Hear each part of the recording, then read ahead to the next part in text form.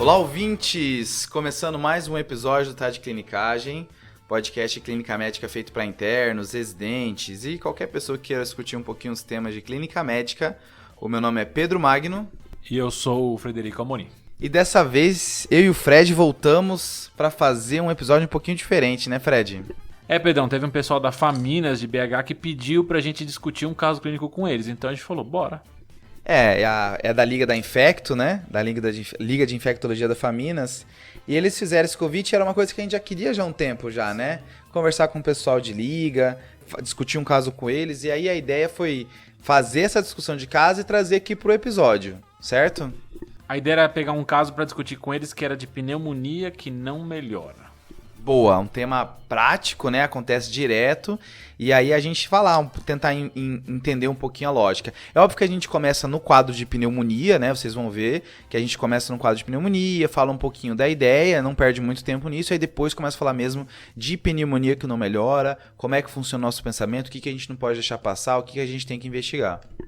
E só lembrando que a gente gravou tudo isso pelo Google Meets, então talvez a qualidade do áudio não esteja igual ao normal nosso, mas vamos lá. Fechou. E só uma ressalva, né? Eu e o Fred fazendo um episódio de pneumonia, né? Lembrando que no episódio 13 a gente falou de um guideline, teve gente que falou até que eu e você brigamos, Fred, por causa daquela discussão sobre o score de risco para pneumonia. Eu ainda tô puto.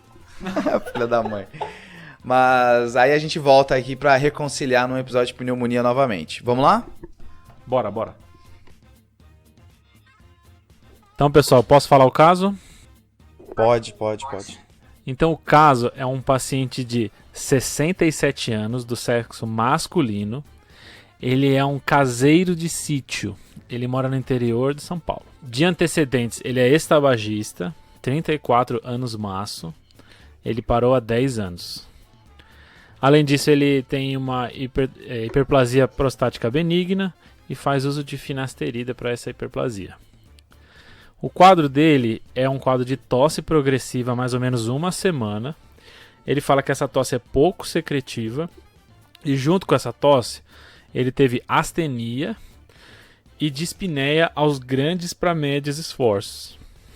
Ele falou que não teve ortopneia, não teve dispneia paroxística noturna, não teve dor torácica e ele não teve nenhum sintoma de via aérea superior. Não teve coriza, congestão nasal, odinofagia e ele também não teve febre. Ele não teve calafrios, nem sensação de febre e não tinha nem anosmia, nem ageusia, nem diarreia. Lembrando que esse caso foi no meio da pandemia, foi em maio. Show.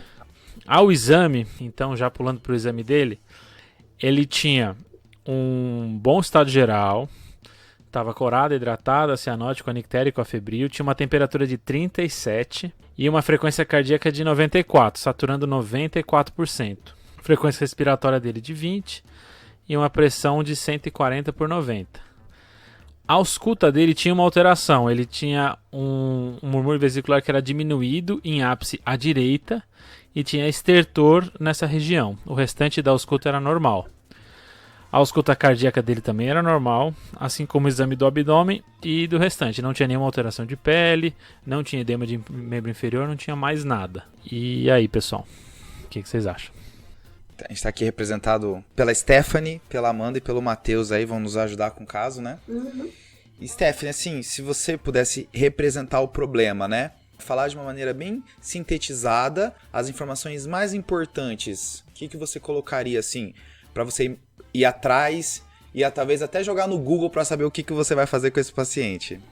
Sim, começaria pela tosse, né, que foi o sintoma que ele começou há uma semana. Essa dispneia dele, juntamente com a astenia, os principais, né, que ele citou. E do exame físico, que eu achei, assim, bem importante, foram as alterações na própria, tanto na ausculta quanto foram do murmúrio vesicular e do estertor, né? Localizados no ápice direito. Eu acho que esses todos, assim, levariam a pensar alguma coisa. Boa. Lembrando, Stephanie, que quando a gente representa um problema, existem 3 entidades grandes na hora de representar um problema, que não pode deixar faltar. Que é quem é o paciente, Então, o que ele traz com ele? Acho que as informações importantes é que é um paciente de 67 anos, ex-tabagista, e conhecendo o Fred, eu acho que morar no sítio talvez seja importante, porque o Fred gosta dessas bizarrices assim, sabe? E aí, a segunda coisa importante da representação do problema são os sintomas, né? A síndrome que ele está se apresentando. Eu acho que aí você resumiu bem a tosse, a astenia e essa dispneia. E tem um nega importante aqui que é nega febre, né? Acho que febre é uma coisa que eu estava esperando vir e não veio. Ele disse que negou. E a terceira coisa importante da representação de um problema é o tempo, né? Então esse paciente ele está com uma tosse, astenia e dispneia há 1 semana. É diferente se eu falasse para vocês que seria uma tosse, uma dispneia há 1 ano, né? Então a representação do problema, quem é o paciente, a síndrome que ele está apresentando e as informações importantes. Eu acho que essa questão do exame físico que você falou é boa, tá? Localiza. E o tempo, né? Existe indicação de quando o paciente tem tosse, você fazer um raio-x para procurar um quadro infeccioso no pulmão. Tá? Você fazer um raio-x, será que isso pode ser uma pneumonia? Aí você vai atrás. E você vai ver que é meio óbvio, né? As 3 indicações de você ir atrás de uma pneumonia no paciente que tem tosse é pacientes que têm sinais sistêmicos, por exemplo, febre, alteração do sinal vital. Ele tem uma dessaturação, né? Que a gente não sabe o quanto que é na culpa do DPOC, o quanto que é do quadro agudo, né? Se a gente tivesse uma informação se antes ele passou em alguma consulta e sempre saturou em torno de 94, tudo bem. Mas por enquanto eu acho que é melhor interpretar que isso é agudo, que ele está piorando mesmo do ponto de vista respiratório. É uma frequência cardíaca próximo de 100, não chega a estar taquicárdico, mas estranha, né? Tá quase lá. Então a primeira indicação de raio-x é no paciente com sinais de toxemia e sinal vital. Segundo é o paciente que tem alguma coisa indicativa no exame físico que localiza uma pneumonia, e ele tem esse estertor localizado no exame físico, então ótimo. Isso já é um bom motivo para a gente ir atrás de uma pneumonia nele. E o terceiro, que é bom lembrar, que pacientes idosos com tosse, só de ele ter um rebaixamento de nível de consciência já pode ser uma pneumonia, tá? Já pode ser uma maneira de você ir atrás, né? Não precisa ter as outras coisas, né? A alteração do exame físico, nem sinais de inflamação. Então eu acho que a pneumonia está na jogada para ele, né? Um quadro bem agudo, com uma tosse, com uma dispneia e uma astenia importante. Certo? Certo. Deixa eu te perguntar. No caso, por ele ser idoso, talvez foi o motivo dele não apresentar a febre? Exato. Perfeito, Stephanie. Existe essa relação. Um idoso com febre, ele tem o triplo da minha preocupação do que um jovem com, né? Então, a ausência de febre no idoso não me exclui, né, um quadro infeccioso. Acho que essa ponderação é excelente. Então, Matheus, queria saber assim, esse paciente está à nossa frente, o que você quer pedir de exame para a gente ajudar a colaborar com nossa hipótese ou afastar? Olha, eu pediria logo de cara um raio-x de tórax, né, PA e perfil, claro. Perfeito. E pediria também um hemograma completo para avaliar principalmente o leucograma, né? Para ver se tinha algum desvio esquerdo, para ver a neutrofilia do paciente. E é isso, acho que são as principais coisas que eu pediria de início, sim. Lembrando, pessoal, que pneumonia é a principal causa de sepse em todos os trabalhos. Quando a gente faz trabalho de sepse, a gente fala assim, essa sepse é do quê? Aí ele bota numa tabela qual era a origem da sepse desse paciente. Era pneumonia, era pielonefrite, era infecção abdominal, era... sei lá, acho que esses são os principais, né? E aí, todos os trabalhos, pneumonia é o principal causador de sepse. Então, nesse paciente, além de um raio-x de tórax que está bem indicado, Matheus, além do hemograma para ver o quão infectado esse paciente está, nos tender a isso, a gente vai procurar disfunção orgânica também. Então, a gente vai ver se ele tem disfunção renal através da creatinina, disfunção hepática através da bilirrubina. O hemograma vai me ajudar com a plaqueta, para a gente ver se ele tem disfunção hematológica. Nível de consciência a princípio tá bom, respiratório, essa dessaturação já me vale a pena pedir uma gasometria, e no contexto de sepse, a gasometria também já vai me dar o lactato, para eu ver como que esse paciente tá, se ele tá, o quão grave ele tá na minha mão, né? Valeria pedir uma hemocultura também, do escarro, talvez dele? No contexto de pneumonia, o guideline que saiu ano passado da Sociedade Americana, ele fala que as culturas, tanto a hemocultura quanto a cultura de secreção traqueal, no contexto de minha pneumonia grave, que eu vou internar em UTI, ou caso eu já esteja pensando em cobrir Pseudomonas ou Staphylo aureus. São pacientes que já foram colonizados antes, ou por algum motivo eu acho válido cobrir esses patógenos que são mais graves. Esse paciente vale a pena você pedir hemocultura e cultura da secreção traqueal. Agora, num contexto geral, um paciente que não tem nenhum fator de risco para germe multiresistente, não estava internado recentemente, usou antibiótico, nada disso, nenhuma informação importante, a princípio não precisa pedir cultura. Se me convencer que ele está num quadro de sepse, aí tem que entrar. Mas por enquanto eu estou mais fazendo uma ideia de disfunção orgânica do que abordando como sepse mesmo, né? Tanto o SIRS quanto o Quick-Sofa dele, a princípio não veio positivo, eu tenho um tempo para pensar o que eu vou fazer com ele. Só lembrando que a cultura, mesmo nesses pacientes graves, a hemocultura normalmente vem negativa, né? Então é difícil você conseguir uma hemocultura positiva num quadro de pneumonia. E a cultura do escarro é uma cultura difícil de avaliar. Então você tem que ter a noção de que vai ter um monte de bicho colonizando que vai aparecer ali. Então a interpretação dessa cultura deve ser bem... É uma interpretação mais chata.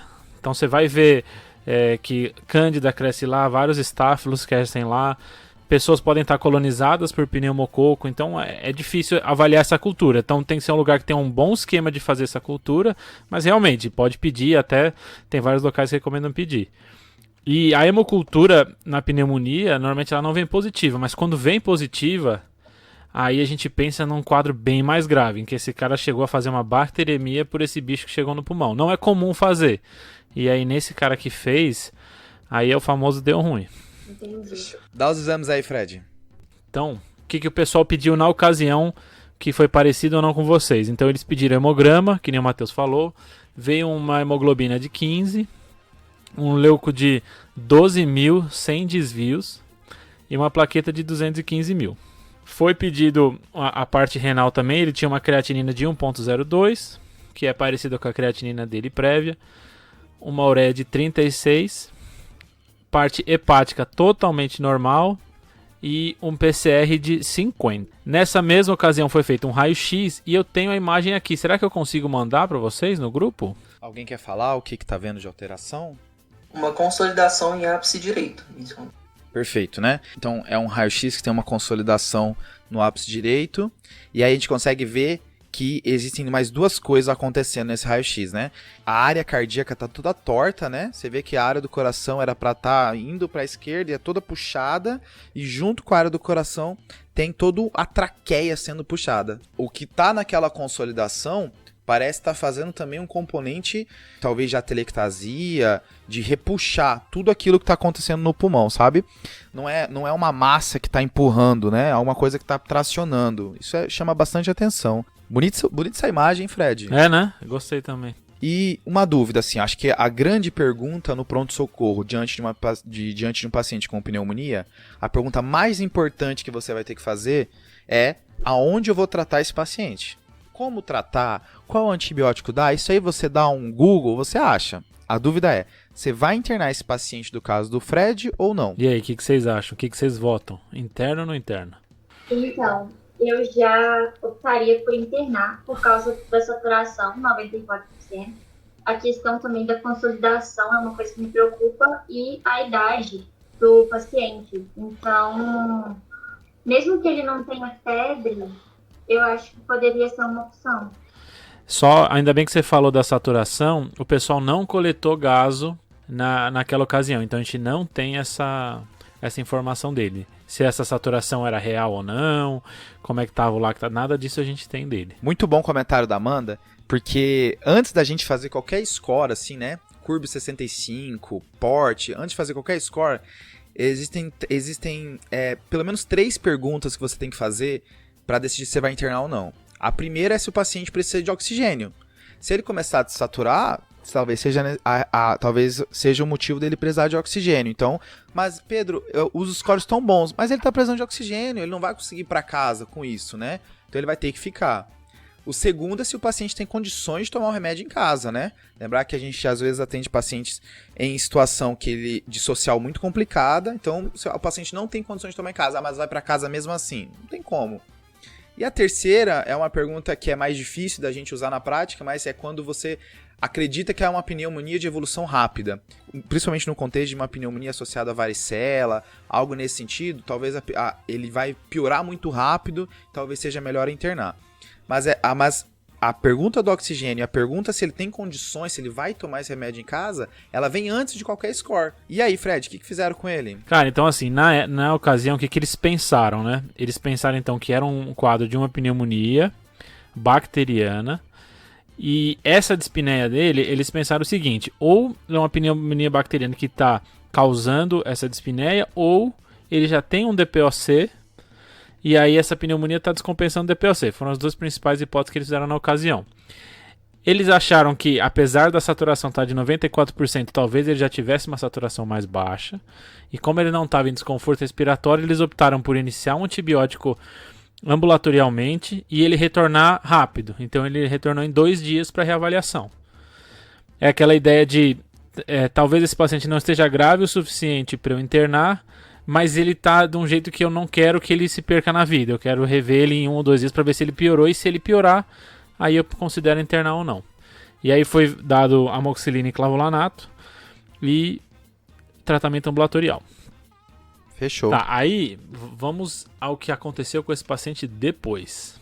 Então depois esse paciente foi para casa e aí ele volta 4 dias depois. Então ele falou que enrolou um pouco para voltar, tal, mas ele falou que ele não melhorou. Ele manteve a dispneia, manteve a tosse, não teve febre, não teve nenhuma piora, mas ele também não teve nenhuma melhora. Então ele ficou ali no meio do caminho. Manteve um quadro bem semelhante. Ele falou que melhorou um pouco da astenia. Então ele chega 4 dias depois, ele fez o uso da medicação certinha e ele não melhorou. E aí? Essa é a famosa pneumonia que não melhora. Nesse caso, talvez teria que pensar em alguma bactéria resistente, que realmente o tratamento não, de fato, não poderia feito, né? Matheus, o que você acha? Concordo com a Stephanie. Provavelmente a bactéria mais resistente, né, trocar o antibiótico, eu faria isso.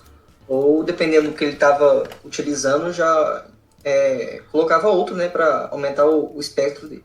Boa. Uma outra dúvida antes da gente entrar no assunto. Como que você jogaria no Google para poder entender o que está acontecendo com esse paciente? Qual que é a síndrome que ele se encontra? Qual que é a situação que ele se encontra? Pneumonia que está sendo resistente ao tratamento. Isso, a gente chama aí, Stephanie, de uma pneumonia que não melhora. Pronto. Isso, né, é assim que é a síndrome mundialmente. Os artigos falam assim: a pneumonia que não se resolve, uma pneumonia que não melhora. Então seria isso que você ia atrás, assim, para descobrir o que ele tem, né? Só porque, às vezes, você dá o nome certo pra coisa é mais importante do que saber o fim, né? Porque às vezes você dá o nome certo, você acha você conversa com as pessoas, discute o caso, acha um artigo e pronto. Aí você vai achar a resposta ao natural. Então ele é uma pneumonia que não melhora, uma pneumonia que não resolve, né? Toda vez que a gente for fazer um tratamento empírico, como a gente está fazendo agora, a gente não sabe qual é o bicho, a gente tratou uma pneumonia, né? Discutimos se era melhor estar internado, se não, mas a gente tratou uma pneumonia de forma empírica, a gente não sabia qual é o bicho que estava fazendo essa pneumonia nele, qual é a bactéria. E toda vez que a gente faz o tratamento empírico, seja pneumonia, infecção urinária, celulite, erisipela, qualquer tratamento infeccioso que eu vou fazer empírico e o paciente não resolve, então a falha é o tratamento empírico, eu tenho que pensar em 3 coisas, tá? 3 situações vão surgir na minha cabeça de imediato. Situação número 1. Eu fiz o diagnóstico errado. Esse paciente ele não tinha uma pneumonia, ele tinha uma outra coisa. Aqui entra algumas hipóteses, né?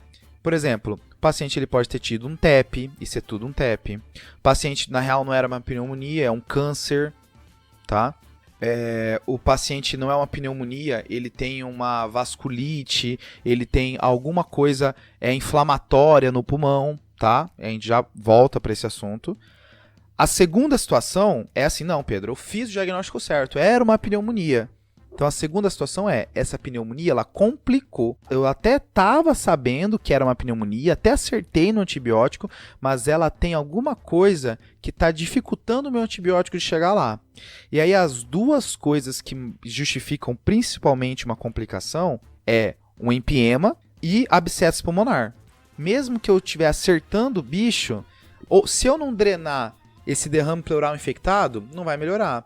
Ou, se for no caso de abscesso, se eu não ou drenar, e principalmente eu entender que vai demorar para esse paciente se recuperar, eu tô com o antibiótico certo e ele não vai se resolver, né? Aí, como terceiro ponto, então, por último, é o pensamento de estou tratando o bicho errado. Seja porque é uma pneumonia por um outro bicho, ou é pelos bichos comuns a pneumonia, mas resistente ao antibiótico, né? Aí aqui só lembrar que a gente vive num país que toda vez que o paciente ele começa a se arrastar numa tosse, começa a se arrastar numa astenia, eu tenho que pensar em tuberculose, tá? Então, por exemplo, é uma pneumonia por tuberculose, né, entre aspas, mas a ideia é que eu mirei o bicho errado. É uma tuberculose, é um germe que é um fungo, ou um germe que só acontece em paciente imunossuprimido, tá? Então, no momento que eu faço esse pensamento, eu tenho que pensar se tem outros bichos e se o bicho que eu estou tratando é o bicho certo ou não. É legal, Pedro, isso que você está falando, porque a primeira coisa que a gente tende a pensar é a resistência. Então, esse seu terceiro ponto pega não só resistência, como outros bichos, inclusive coisas não bactérias. Então, assim, resistência é só uma gotinha em tudo isso que a gente está falando. E não é o mais comum, né? Não é comum um paciente da comunidade, que é o caso dele, não tem internação recente, ele não tem uma doença crônica grave, ele não tem nenhum fator de risco para ter uma doença com germe resistente. Então talvez resistência não seja um dos primeiros que eu pensei aqui, talvez esteja lá para baixo. E alguém perguntou aqui sobre toracocentese. Alguém perguntou aqui no grupo. E assim, se eu visse nesse paciente, então numa avaliação desse paciente, visse um derrame pleural, aí eu poderia considerar fazer uma toracocentese, porque esse paciente ele pode ter tanto um empiema, que o Pedrão falou, ou apenas um derrame pleural parapneumônico, que é um resquício de inflamação ali, mas não necessariamente a minha pleura está infectada. Agora, ele pode chegar a um ponto em que a pleura infectou, e aí é o chamado empiema. Então assim, se eu achar um derrame pleural, claro, eu faço uma toracocentese. Mas esse paciente, pelo menos na primeira imagem, ele não parecia ter um derrame pleural. E aí a ideia é assim, esse paciente chegou, e agora? O que eu faço? O exame físico dele está semelhante, não teve grandes alterações. E aí, qual que é a conduta de vocês? Repetir a radiografia para avaliar se teve alguma evolução? Ok, então repetir o exame de imagem. Alguém tem alguma outra sugestão? A questão da saturação, ver como que tá a saturação. Se já não olhou a gaso antes, né, Amanda? Agora mais do que nunca, né? A saturação dele nessa consulta estava 95%. Na anterior estava 94%, essa está 95%. Nada de muito diferente, né? Boa. Ele poderia pensar na informação dele ser caseiro, detalhar mais como que é o trabalho dele lá, assim, pensando em alguma coisa mais atípica, contato com animal. Talvez. Sabe uma coisa que eu faria, talvez, Stephanie, é perguntar quais são os animais que ele tem contato. E aí, se nenhum animal me evocar na hora, assim, ele teve contato com um rato, aí pensaria em leptospirose, com um morcego e galinha, pensaria em histoplasmose. Mas se vier um animal que eu não tô esperando, um animal que, peraí, esse animal eu não tô acostumado. E, de novo, procurar quais são as infecções pulmonares associadas a esse animal. Porque quando a gente fala, por exemplo, de pneumonia intersticial, que são aquelas pneumonias que funcionam mais ou menos como uma pneumonia alérgica, né? Existem vários tipos de exposição que pode fazer pneumonias diferentes, né? Então, às vezes, você encontra algo nesse sentido, né? Até mesmo fungos relacionados a bichos diferentes, né? Tem até um nome nessas pneumonias intersticiais, que é o pulmão do trabalhador do silo, o pulmão do fazendeiro, o pulmão... Tem um monte desses, né? Tem milhões desses. Mas e aí, o que vocês querem então fazer com esse paciente? O que eu peço aqui pra ele? Tem uma coisa que tá me incomodando, é porque esse paciente veio em épocas de pandemia, né? A gente não chegou a falar sobre o coronavírus ainda. Seria válido pedir algum teste para ele, tipo um sorológico, porque já teve um tempo para criar alguns anticorpos, né? Até para fins epidemiológicos, eu não sei. Seria válido ou não? Então, essa pergunta que você fez, eles fizeram também na ocasião. Nesse retorno dele, o que dava 10 dias do início dos sintomas, se eu não me engano, eles fizeram um PCR e veio negativo. Ele não teve contato com ninguém que teve Covid. Ele é de uma região que na época estava com pouco, que agora o interior de São Paulo tá cheio, mas na época tinha pouco. E então eles consideraram que esse negativo já era o suficiente. Eu acho que assim, ó, vamos tentar organizar o nosso pensamento no que a gente vai pedir para uma pneumonia que não melhora, né? Primeira coisa, a gente falou que o nosso segundo item era a complicação, né? Quando a gente está falando de complicação, a gente está falando de empiema e de abscesso. Os dois, a princípio, até dá para ser visto no raio-x, mas existem outros padrões de pneumonia, até mesmo outros diagnósticos diferenciais, que a gente só vai conseguir ter certeza na tomografia. Então, esse é um paciente que vale a pena ter uma tomografia. Porque lembra que eu falei que o diagnóstico pode estar errado? Será que não é um padrão muito mais para câncer? Será que não é tudo um câncer que ele está fazendo? Ou será que isso não é, essa imagem no pulmão dele, não é uma imagem em caverna, que aí fala muito mais a favor de tuberculose e alguns fungos, né? Primeiro, acho que ele do raio-x ele parte para uma tomografia. Pedro, só tem o raio-x. Não, tudo bem, a gente trabalha com o que a gente tem. Mas se tiver a tomografia, esse é o paciente que vale a pena. Segunda coisa, toda vez, isso aqui é um mantra na clínica médica, toda vez que um caso não está evoluindo do jeito que você achou que ia evoluir, ou é um caso que não está bem claro o que está acontecendo, esse paciente ele ganha uma sorologia, tá? Automaticamente. A gente falou que existem alguns fungos que só dão que dão muito mais em imunossuprimidos, então esse paciente pode ter um desses. Mas, Pedro, ele não tem no antecedente dele uma imunossupressão. Talvez ele não saiba, por isso que a gente vai pedir. Então, junto com a tomografia, a gente já encaixa uma sorologia, tá? A Ana até mencionou sobre pedir baciloscopia, né? Já que a gente mora no Brasil. Tuberculose é um negócio super comum, esse paciente já está começando a se arrastar, não melhorou com a antibiótico terapia inicial. Eu acho que vale a pena, principalmente se o padrão da tomo for sugestivo, mas vou te falar que esse paciente ele ganha baciloscopia mesmo com tomo mais ou menos sugestiva, principalmente porque o acometimento dele é em ápice, tá? Esse acometimento em ápice me liga o alerta para tuberculose. Então ele vai ganhar baciloscopia sim, tá? Então já ganhou tomografia, já ganhou sorologia, já ganhou uma baciloscopia. Uma outra coisa que é um diagnóstico diferencial importante, tá? Insuficiência cardíaca, tá? Paciente tosse, dispneia, astenia, só que ele tem uma imagem muito típica para pneumonia, né? Então essa hipótese diagnóstica está bem afastada, né? Não fala a favor de insuficiência cardíaca, mas se fosse um quadro mais infiltrado, que não está bem claro, que não está tão consolidado, lembrar que talvez esse paciente precisaria de um eco para ver insuficiência cardíaca, que às vezes as coisas podem se confundir. Mas, de forma geral, esse paciente ele tem uma imagem de consolidação, não tem nada a ver com insuficiência cardíaca, né? Então, de primeiro, acho que a gente pode fazer isso, repetir a imagem. Além de repetir todos os exames de sangue, ver se ele teve alguma piora, né? A gente sabe que ele não teve uma disfunção importante antes, função renal estava bem, função hepática estava bom, o hemograma estava relativamente bom, então a gente vai ver se não teve nenhuma piora importante e pensar nesses diagnósticos diferenciais e complicações. Então, tomografia, sorologia e baciloscopia de primeiro passo, né? Então, fechou. Disso que vocês falaram. Então, na ocasião, foi perguntado para ele, então, se tinha algum contato com alguém com tuberculose, o que ele negou, falou que nunca teve tuberculose e que nunca teve contato com ninguém, nunca soube de ninguém que tinha tuberculose que teve contato com ele.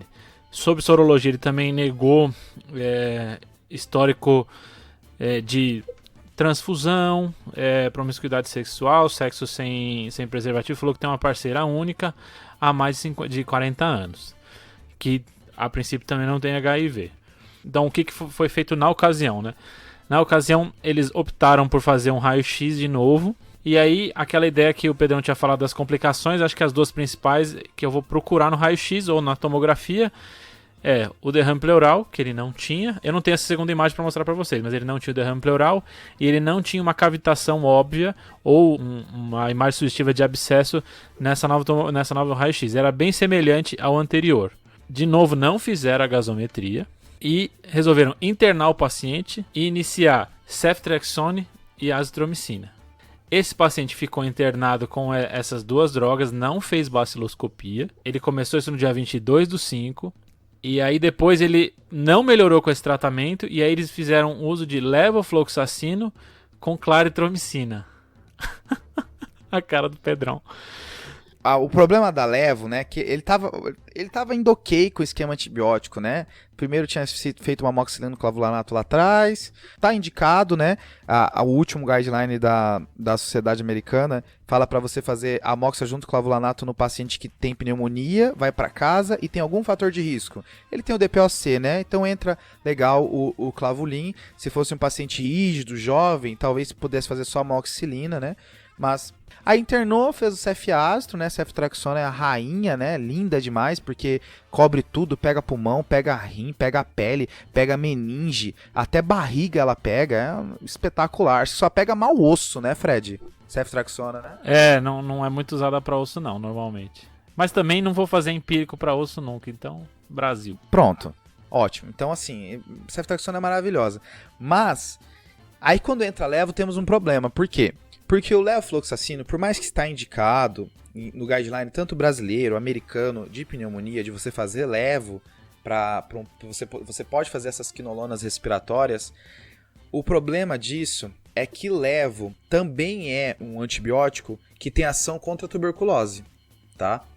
Só que para eu tratar a tuberculose, eu preciso de 4 remédios, eu preciso fazer aquele esquema RIP, né? Eu preciso fazer uma cobertura ampla, porque se eu faço um tratamento meia bomba, como é o levofloxacino, eu acabo aumentando a chance da micobactéria ficar multiresistente, certo? Se caso eu esteja errando o diagnóstico, que é uma coisa normal, você, no começo da tuberculose, alguém tá pensando que é uma pneumonia. Isso é bem normal, bem natural. O problema é assim, se eu estiver errando o diagnóstico, eu estou complicando lá na frente uma possível tratamento para pneumonia e um possível diagnóstico. Porque como ele trata mais ou menos, a baciloscopia vai ficar mais difícil de ser lida, tá? Os bacilos vão ser mais difíceis de ser encontrados. Então, a quinolona para tuberculose vai me atrapalhar. Quando eu uso quinolona pensando em tratar uma pneumonia, vai me atrapalhar o diagnóstico e o tratamento de uma possível tuberculose. Então, aí, depois desse esquema, a princípio o paciente melhorou. E aí ele foi de alta. E aí a gente tem uma consulta ambulatorial desse paciente 1 mês depois. E aí o que aconteceu? Na alta hospitalar ele recebeu um tratamento para DPOC também. E na consulta ele foi consultar porque mesmo com esse quadro todo mundo achou estranho essa imagem e essa dificuldade de tratamento. E aí suspeitaram de uma outra causa que não fosse pneumonia e encaminharam para o pneumologista. Ele chega no pneumologista já há 1 mês sem febre, sem tosse, com pequena saída de secreção amarelada por pigarro, SIC. Ele tem dispneia aos esforços extenuantes. Então ele falou que melhorou a dispneia que ele tinha. Nunca teve chiado no peito, não tem nada de sintoma respiratório superior, rinorreia, coriza, nada disso. E ele fala que se sente um pouco melhor. Só um a mais aqui, um pouquinho depois da alta, na verdade, eles tinham solicitado um BAR para esse paciente, que veio negativo em 2 amostras. Então ele foi feito um escarro que veio negativo no BAR em 2 amostras. No ambulatório foi optado por fazer uma nova imagem desse paciente. Mas essa imagem foi para fazer uma tomografia dessa vez. Então, a princípio, Fred, só pra gente resumir, aquela internação ficou mais... O diagnóstico estava certo, era uma pneumonia, não tinha nenhuma complicação, e aí ficou mesmo que o bicho parecia um bicho mais sensível à levofloxacina do que os outros. Ficamos mais ou menos nisso, sendo afastado tuberculose pela baciloscopia. A dúvida que eles ficaram é que talvez eles tivessem tratado o bicho, só que ele não estava melhorando por uma exacerbação do DPOC, que depois que foi instituído o tratamento, talvez ele tenha melhorado. Ficou essa hipótese aí na jogada. É importante você ter mencionado isso. Quando você estuda a pneumonia que não melhora, junto, tá? Pneumonias de melhora lenta, né? Pneumonias que vão melhorar, mas vão demorar mais tempo. E aqui, os principais motivos são pacientes imunossuprimidos, pacientes mais idosos e pacientes com doenças neurológicas, né? Que ficam aspirando, por exemplo. Esses pacientes eles tendem a demorar mais para se resolver, tá? Paciente com DPOC também vai entrar nesse contexto. Então, legal, assim, pode ter sido que a gente tinha acertado o antibiótico, mas ficou muito ansioso e acabou trocando, né? Aí, na ocasião, então, foi solicitado Um parênteses, Fred. Foi feita sorologia pra ele? Foi, HIV negativo. Tá, fechou. Aí, esse paciente, então, foi pedido uma tomografia, e essa tomografia mostrou um aumento da consolidação, que ele tinha... eles tentaram comparar com o raio-x, né? Eles acharam que teve um aumento da consolidação. Ele tinha espessamento pleural em ápices, presença de enfisema, que eles já suspeitavam pelo DPOC, e eles acharam que tinha talvez uma cavitação na consolidação, mas ele não ficou claro. E aí? Boa, Stephanie, vamos fazer o seguinte, resume esse caso, assim, vamos tentar entender onde é que a gente está, em que patamar que a gente está agora.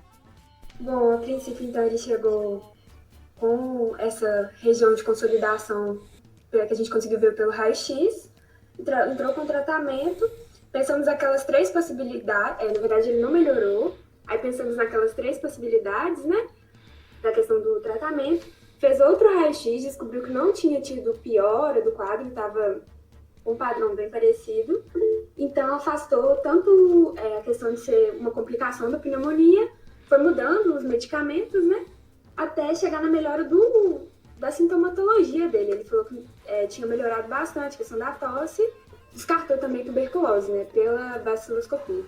Aí chegando agora nesse exame do pneumo que veio tanto de coisa, né? Então, sim, acho que se a gente fosse fazer a repressão do problema, seria um paciente de 67 anos de idade, tabagista, provável DPOC e morador de sítio, né?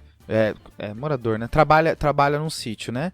Ele tem um quadro de uma pneumonia que não melhora, demorou para melhorar, e que resolve os sintomas, fica bem, mas um mês e meio depois, repete a imagem e tem um aumento da consolidação, apesar de melhora dos sintomas, com uma possível cavitação. Isso tudo na tomografia, né, Fred? Isso, tudo na tomo. E o que você pensa de pedir para esse paciente agora? O que você acha? E aí, Matheus, o que você acha? Brilha aí. Olha, acho que está na hora de tentar procurar saber exatamente qual micro-organismo que tá ali nele, né? Boa. Mais ou menos o que o Matheus quis dizer é que tá na hora de ser mais invasivo, né? Tá na hora de começar, a gente tá sendo muito assim, olhando por fora, vendo o que tá acontecendo, fazendo uma baciloscopia pedindo pra ele tossir num potinho. A massa tá aumentando e o tempo tá passando, então acho que esse é o momento de começar a ser mais invasivo. Certo? Às vezes uma biópsia, ou seria muito invasivo nesse sentido. Pronto, então assim, acho que é um bom ponto de dúvida, né? Será que a gente faz uma biópsia ou será que a gente faz uma broncoscopia? Então, como aumentou a cavitação, começou a ter, outros sinais também, por exemplo, o enfisema no espessamento pleural. Será que não poderia ser uma neoplasia, alguma coisa assim? Pode sim. Acho que a gente pode dividir assim, ó. Se não for um outro bicho, como o Matheus já tinha mencionado, se não for uma coisa que a broncoscopia vai me ajudar, quais são os outros diagnósticos que não seria uma pneumonia infecciosa, tudo isso está acontecendo? Quando eu falei aquela hora ali, ó, primeira coisa que eu tenho que pensar é se eu fiz o diagnóstico certo. E aí aqui eu levantaria 4 hipóteses. Vocês vão ver que 2 não encaixam para ele, tá? Mas só pra gente ter uma ideia de algoritmo, tá? Hipótese número 1 é neoplasia, tá? Essa, toda vez quando a gente faz coortes de pacientes com pneumonia que não melhora, depois que é afastado um outro micro-organismo, que é o que o Matheus estava querendo e é o que a gente vai atrás, a próxima coisa é câncer. Tá? Tem que pensar em câncer. Então, segundo a gaveta, seria algo inflamatório, né? Por exemplo, uma pneumonia intersticial, por exemplo, um quadro de vasculite, pode ser fazer desse jeito também. Existe uma vasculite chamada granulomatose com poliangeite, que pode ter uma imagem que parece uma consolidação também, desse jeito. Geralmente a gente espera mais coisas, mais acometimentos. Vasculites são doenças que gostam de cometer vários órgãos ao mesmo tempo. Não parece ser o caso, mas até pode ser isolado, mas não parece ser o caso. E eu tenho outras pneumonias estranhas, assim, que fazem isso de maneira inflamatória, o próprio corpo causando essa inflamação. Pneumonia eosinofílica, pneumonia organizante. Então ficaria coisas que talvez só a biópsia vai conseguir me dar essa resposta, tá? Então, câncer, algo inflamatório. A terceira seria algo vascular, por exemplo, um TEP, mas não parece, né? O paciente está melhorando, a imagem está crescendo, nada disso fala a favor de TEP, não encaixa para ele. E quarta gaveta, só pra gente deixar citado, que tem drogas que fazem isso, tá? Tem amiodarona, pode fazer, metotrexate, tem drogas que fazem pneumotoxicidade e às vezes aparece como consolidação. Ele não faz nenhum medicamento, né? Ele até fazia um medicamento, ele fazia medicamento para hiperplasia prostática benigna, que a princípio não faz. Mas as 4 drogas conhecidas por fazer pneumotoxicidade é a amiodarona, metotrexate, nitrofurantoína e bleomicina, que é um quimioterápico. Então, mas ele não está fazendo nenhum desses, então não encaixa para ele. Para ele ficaria mesmo algo neoplásico, bem forte, outro micro-organismo, que o Matheus já comentou, e um quadro inflamatório bem baixa probabilidade, lá embaixo, né? Então, se a gente fosse elencar, seria câncer versus outro micro-organismos, né? E aqui a ideia é que outros micro-organismos, a principal maneira de eu conseguir vai ser através da broncoscopia. Eu faço um lavado broncoalveolar, jogo água para dentro, puxo a água de volta e aí eu consigo fazer cultura, gram, consigo fazer análise para fungo, micobactéria daquele líquido, né? E eu posso também, na broncoscopia, fazer uma biópsia. Que aí se for câncer ou a nossa terceira hipótese lá embaixo, algo inflamatório, ele consegue tirar um pedaço e ver. A questão é se essa consolidação está próxima até onde o broncoscópio chega, né? Esse seria um caso, não sei se o Fred concorda comigo, que eu ia conversar com o cara da bronco e falar assim, cara, além do lavado, você não consegue tirar um pedaço, não? Vê se você com a bronco não consegue chegar ali e tirar um pedacinho. Porque se ele não conseguir tirar um pedaço pela bronco, a única maneira de fazer isso vai ser pelo céu aberto, fazer uma cirurgia mesmo a céu aberto. E aí a invasão vai bem além. Eu acho que eu deixaria isso para um segundo momento, caso a bronco não seja conclusiva. Então eu esperaria... Se o cara da bronco falasse para mim, Pedro, não tem como biopsiar, não, vamos esperar o lavado, vamos ver se cresce algum bicho estranho, alguma coisa estranha. Se não vier nada, aí a gente vai para biópsia. Cara, eu acho que é isso mesmo. E é bom que o cara vê junto com a gente, né? Ele vê a imagem junto com a gente, vê onde que ele consegue tirar o pedaço ou não. Eu acho que vale discutir com o cara da bronco. Então, só pra tirar a dúvida, o que seria pedido nessa broncoscopia? Eu acho que assim, a gente tá pensando em bichos, né? Então vai entrar gram em cultura, certo? Pensando em bactéria. A gente vai pedir análise para fungo, para ver se ele consegue isolar algum fungo e micobactérias. Tudo isso tem que estar por escrito, né? Análise e cultura para fungo, BAR e cultura para micobactéria, certo? Perfeito. Além de celularidade, né? Existem alguns padrões de celularidade que podem me ajudar. Se vem muito eosinófilo, fala a favor de algumas coisas. Se vem muito linfócito, então uma celularidade talvez valha a pena. Acho que seria isso. Um outro exame importante, pensando em tuberculose, por mais que eu não acho que o caso está indo para aí, acho que a toma é muito feia para TB, mas tem cavitação, pode ser, né? Lembrar que a gente pode fazer Gene Expert, né? Do lavado broncoalveolar, que é o PCR para tuberculose, certo? E tem alguma coisa de história que vocês querem perguntar para esse paciente? Foi perguntado se ele teve contato com bichos, né, Fred? Algum bicho diferente, alguma coisa assim? Ele falou que não tem pássaros em casa, não teve nenhum contato com papagaio, periquito, nada disso. Não tem galinheiro onde ele trabalha, ele não trabalha com galinheiro. E ele nunca foi em nenhuma caverna, não tem contato com morcegos. Você tem ideia o que alguém perguntar isso pra você? Imagina, Fred, se você tá internado no hospital e alguém pergunta se você foi numa caverna. O que você tá esperando? O que o médico tá achando que eu tenho? Pelo amor de Deus. Cara, eu não sou o Batman, né? É uma coisa bizarra, né? Não, e quando você tem que perguntar sobre leptospirose, você pergunta, tem rato na sua casa? Você mexeu no esgoto? Aí o cara fala assim, cara, você acha que eu moro aonde? Desculpa se eu deixei passar, eu não lembro. Como é que é o histórico familiar dele? Ele tem algum histórico de câncer na família? Boa! Vai ter pergunta. Ele não conhece histórico de neoplasia na família. O pai dele morreu de infarto. A mãe dele, ele não sabe do que ela morreu, mas ele falou que ela morreu com 80 e poucos anos dormindo. Os irmãos dele são todos vivos. Alguns são hipertensos e diabéticos. Ninguém tem nenhuma neoplasia que ele saiba. Então, assim, essa parte agora vai dar o diagnóstico do paciente. Então, só uma pergunta que eles fizeram é que esse paciente ele tem uma coisa diferente, que ele trabalhava cortando eucaliptos e aroeira há 4 anos. Só um comentário. Aí é o famoso Google, né? Pneumopatia relacionada ao eucalipto. E ver o que o Google vai me falar. O que o UpToDate vai me falar. Então, resultado dos exames dele. O Gram dele veio um contaminante. Então, eles descartaram qualquer bactéria. Tá.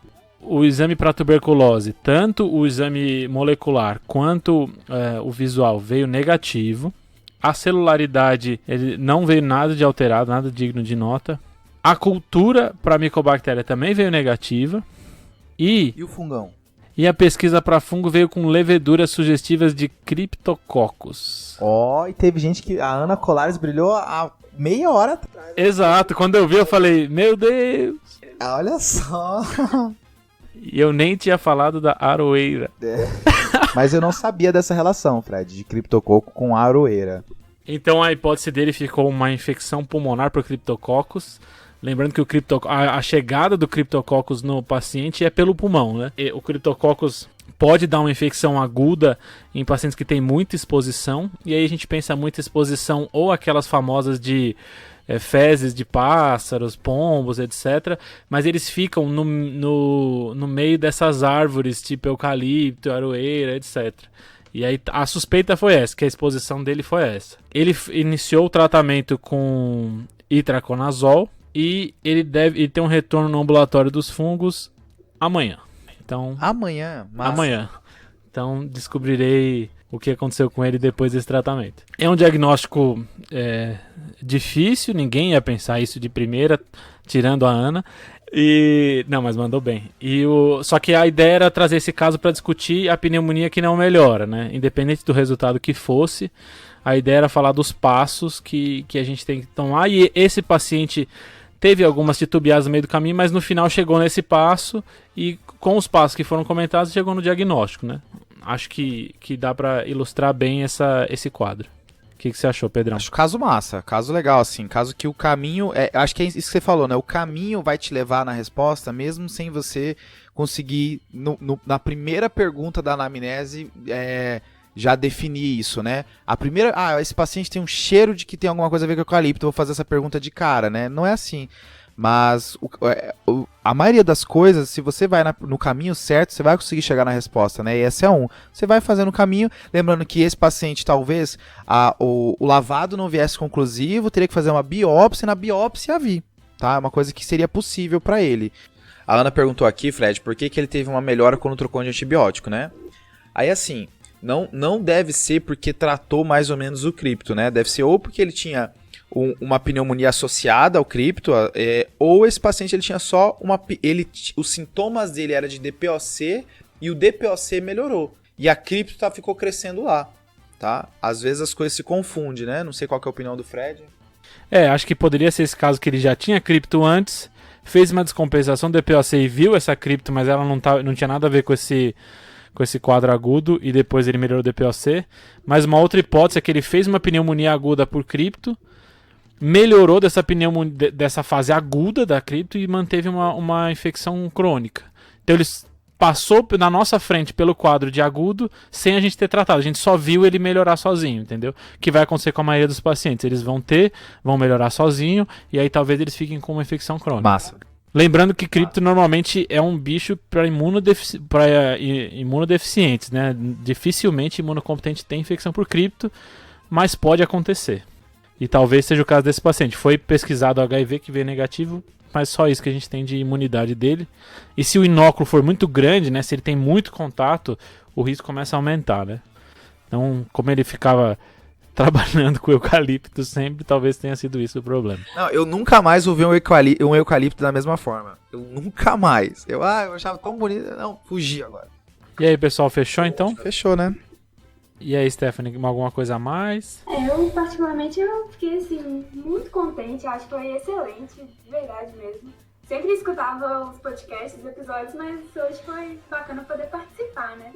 Massa. Muito legal. Valeu, pessoal. Obrigado. Fechou, a gente pessoal. agradece aí. É isso aí, Fred. Baita caso. Criptococose, hein? E o pessoal comentou bem, né? O pessoal mandou no meio do caso criptococose. Não sei de onde veio, mas alguém falou. Veio da luz interna. A pessoa sentiu o cheiro. Falou, isso aí deve ser. Mas mesmo assim, caso bacana pra gente trabalhar o fluxograma, né? As coisas que a gente tem que pedir. A gente vai tentar fazer esse formato com outras ligas também. Já tem outras ligas em conversa. Quem for ligante e quiser participar, quiser mandar alguma ideia, manda pra gente ali no @tadeclinicagem.